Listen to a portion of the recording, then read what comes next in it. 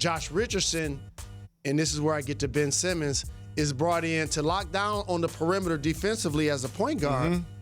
But you know what else he's called upon to do? Take some of the ball handling responsibilities away from Ben Simmons. And provide some shooting that they're missing without J.J. Redick. Correct. And so for Ben, when you watch those highlights we just did, you show him get an offensive rebound and score. You show him cut off a half-court action and score. He's terrific in transition. He's a great playmaker. He's a triple-double threat. He's 6'10". He can defend.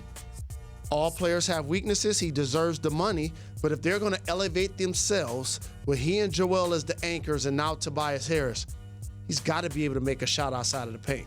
You made some really good points there, and we actually have some second spectrum numbers that demonstrate those points as well. And when you look at these, there's some really good things. Scored or assisted on 299 field goals in transition. That's the second most in the whole entire league. Wow. And he's only been in the league a couple years, right? Then we have this, under 20% on jumpers. 20% on jumpers, minimum 50. That's the second worst. I think Jarrett Allen has the worst. Like, that's where he's at with Jarrett Allen's jump shot. And this is interesting. Shortest average field goal distance in the NBA among guards, 5.5 feet. So it's one thing to say, like, he can't shoot that well, but when you look at those actual numbers, when you're pulling up to shoot a jump shot and it's less than a 1 in 5 proposition, something's got to change. Well, and the geometry of the floor. Joel Embiid can make threes, and he embodies positionless basketball as well as any big in the game. But you don't want him launching 5 of them a game. And as the game continues to progress, you want him left block, 10 feet away, live dribble, either back to the basket or facing, with the ability to make a play. Where does that put the other 4 guys? Spotting up 3 of them, and the other one on the baseline in the dunker spot. The problem for Ben as a 6'10" point guard, the beauty of Brett Brown giving him the ball was not just the fact that he's a cerebral basketball player that's going to lead guys and have the second most assisted field goals in transition. It's also to mask the fact that he's not a shooter because he has the ball.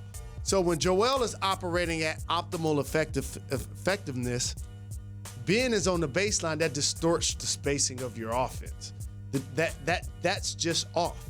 So at some point, if they hope to win the Eastern Conference, let alone the NBA, he has to attempt and make shots outside of 5.6 feet, which you just showed is the lowest average amongst guards. We don't need him to turn into Jason Capono from 3 or DeMar DeRozan from the mid-range. Like, it just needs to be something that the defense then has to respect. Because anyone who watched him in the playoffs knows that they were not showing any respect to him when he was on the perimeter with the ball.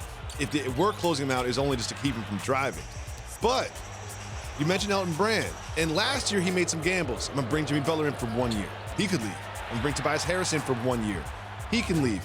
But what he's done this offseason has provided them something that not a lot of NBA teams have, which is complete and total stability. Like, you look at this full screen, right? They've got the starting 5 that you mentioned locked in for quite some time. Now, Richardson in 2022 has a player option, but look at how long that these 5 are signed through. Like, they're going to be together for quite some time. And with consistency brings familiarity, which helps bring success on the basketball floor. You're looking at this, and they've got like a 4-year window that they can tweak the pieces around them, tweak the role players. Like, this, to me, will bring an Eastern Conference championship over the course of this window. In today's NBA, you can't look too far into how long they're signed through. Look at the deals that the Cavs gave multiple players on their roster when they had LeBron. LeBron bolted.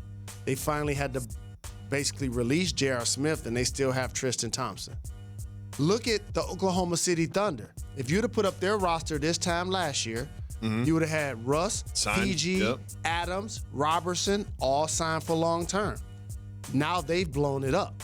So in theory, on paper, it works that you have that level of autonomy knowing that they're going to be there. But the reality in the way the game has changed and it's become more player driven, Ben Simmons or one of those guys could jump up after a year or so and say, I'm unhappy to be here. So I would like to see Philly accomplish their goals. But again, Joel Embiid has to find ways to stay healthy when they need him the most. And Ben Simmons has to make shots outside of the paint.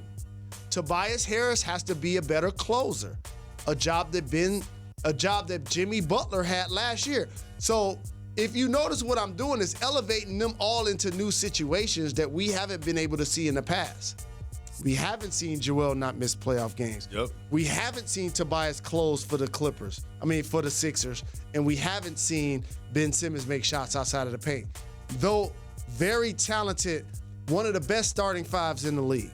So you made a good point about sort of like you can't really forecast that far forward in the league because you look at the Thunder, which is a really good example. And I would counter with this is that is a function of first round exits in the playoffs. You know what I mean? Like if the Thunder go to the conference finals, they're keeping it together. And I think that there is still pressure on this team to be successful. And in the Eastern Conference, I project that they will. I think they're going to make conference finals and they're going to make NBA finals and eventually sort of like keep this group together and build around them. Well, that's up to the front office and or ownership to show a level of patience. Dame Dollar got a big deal. So does CJ McCollum. Nurkic is in line to get one. And they just added Hassan Whiteside. And even though their team got swept the first couple of years, 2 years ago in the playoffs and last season, they didn't make a move. They kept their core intact. Made it to the conference final this year, which ultimately led to them being swept. For the Sixers, however, when you're in the Eastern Conference, say they get bounced in the first or second round over these next couple of years. It can happen. We've seen it happen so many times. I wouldn't be surprised Joel Embiid misses 3 games in a series. And if you notice, we're talking so much about their starting lineup. We're not talking about their bench. Well, that's kind of how I see him building that over time. Because a lot of times, when you know how this works in the NBA, you put that much energy and money into the starting lineup, it's hard to build around the edges. Thanks for watching ESPN on YouTube. For highlights and analysis, check out the ESPN app. And for live streaming and premium content, check out ESPN+.